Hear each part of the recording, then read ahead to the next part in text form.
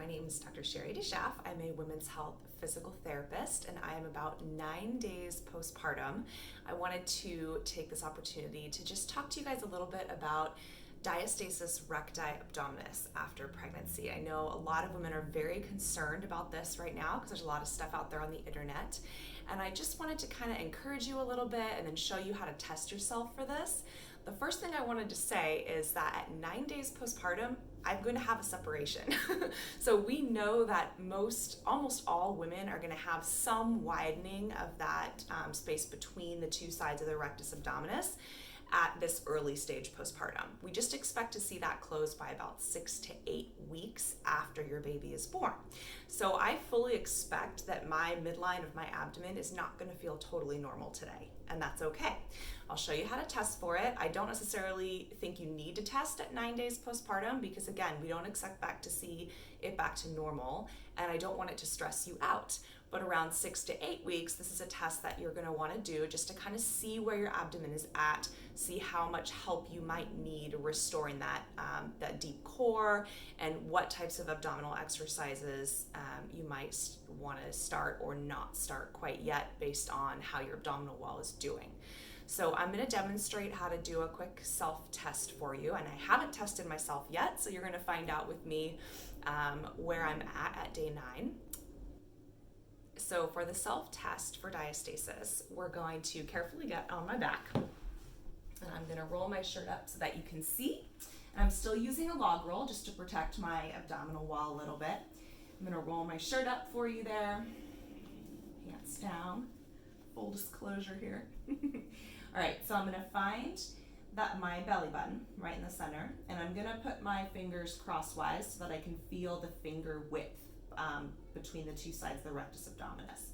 So I'm sinking down right at the belly button, and then I'm just going to lift my head slightly until I feel the two sides of the muscle belly pop into my fingers. So you should feel that, the muscle pop up right at the edges.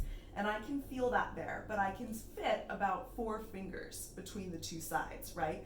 And I can also push down a fair amount, and we'll talk about that in a second. But I'm sitting at about 4 fingers now for the width between the two sides. And again, I'm not concerned about that because I don't expect myself to be back down to normal yet. Now I'm gonna test a little bit above, so a couple inches above the belly button.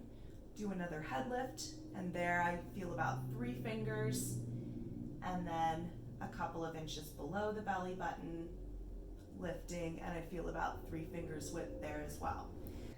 So just to give you a head-on visual of that, that's pushing down at my belly button, and then lifting my head, and I can feel those muscle bellies pressing into my fingers. That's 4 fingers. Moving down. That's 3. And then 3 there. And I'm pushing down to feel also how much tension I can feel in the back there, whether I can feel my linea alba. I do want to mention another aspect of self-testing which you need to be aware of. Historically, we've talked a lot about the width of the diastasis or the separation, so how many finger widths can we fit between the two sides of the rectus abdominis. But increasingly in the past few years, those of us who work with this condition have become very aware of the importance of how deep is that separation.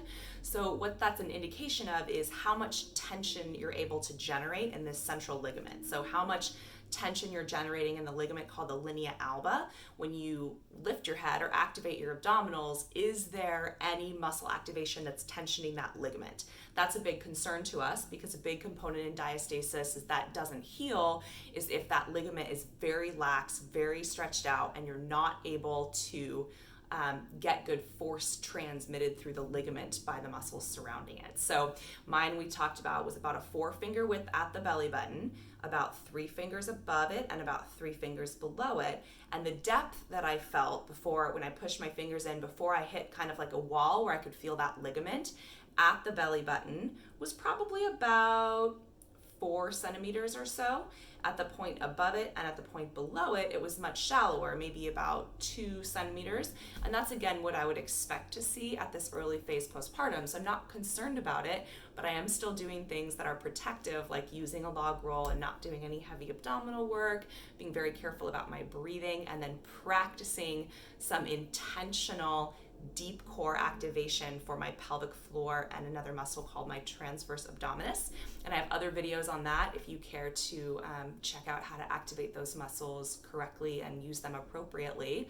I also have 2 online resources for you if you want to learn a lot more detail about this stuff.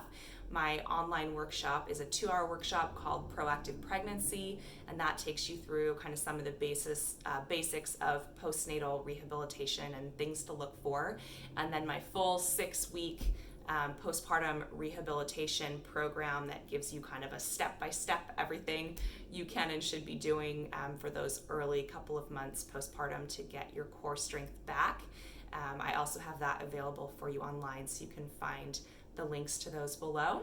Again, I hope you'll join me over the next 6 weeks as I kind of self-rehab. I hope you'll follow along and share it with your friends and comment and communicate with me and let me know your questions so that I can get them answered.